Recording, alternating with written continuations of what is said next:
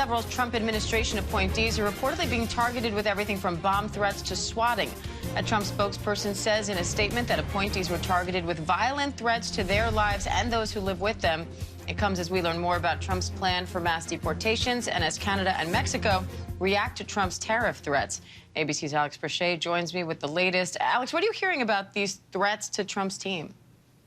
Well, Diane, so still gathering a lot on this, but we got that readout from a Trump spokesperson less than an hour ago, saying that last night and this morning, several of President Trump's cabinet nominees and administration appointees were targeted, and that these attacks range from bomb threats to swatting. In response, law enforcement and other authorities acted quickly to ensure the safety of those who were targeted. We also know that the president-elect right now remains in Palm Beach with no public events scheduled for today. But obviously some unsettling news for his incoming administration right now as law enforcement tries to get to the bottom of this.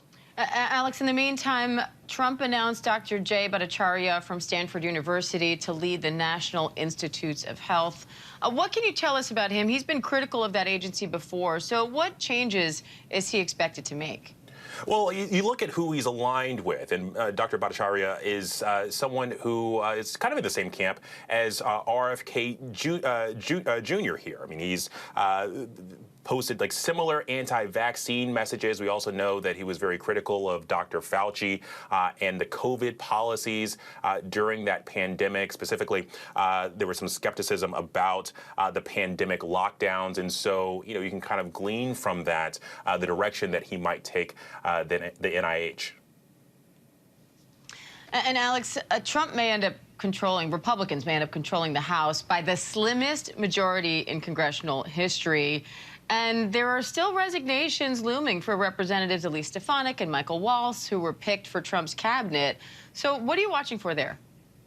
Well, listen, they're on pace to obviously control the House and the Senate, but specifically in the House, this might be the slimmest majority ever. You mentioned those resignations of Waltz and Stefanik because they're going into the Trump administration. Also, keep in mind that Matt Gaetz stepping down and not taking his seat in this Congress. Right now, they're on pace to possibly just have a 219 to 215 advantage over Democrats, which means you have a number of folks out here that could play the role of Joe Manchin, what Joe Manchin did for Democrats in the Senate in holding votes hostage in a way.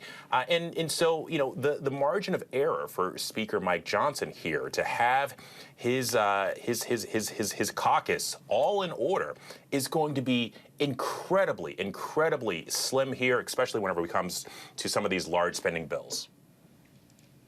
And Canada and Mexico are responding now to President-elect Trump's threats of hitting them with tariffs. Canada held this emergency session of Parliament. The Prime Minister, Justin Trudeau, spoke directly to Trump.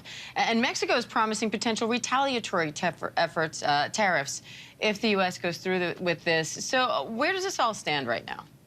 Well, we know that, this dominated parliamentary hearings in Canada on Tuesday. Prime Minister Trudeau saying that, look, we don't want a trade war with the United States. We want to find ways that we can work together, certainly, but, they want to feel respected. And for the newly elected president of Mexico, Claudia Sheinbaum, who, mind you, just took office. She and Biden just met for the first time since her inauguration last week at the G20. Well, now she's got this new relationship with President-elect Trump. She said that she was going to schedule a call with him immediately, says that certainly want to look for ways for Mexico and the U.S. to be on the same page, but they also want to make sure that Mexico is respected. All right, Alex Perchet, thank you.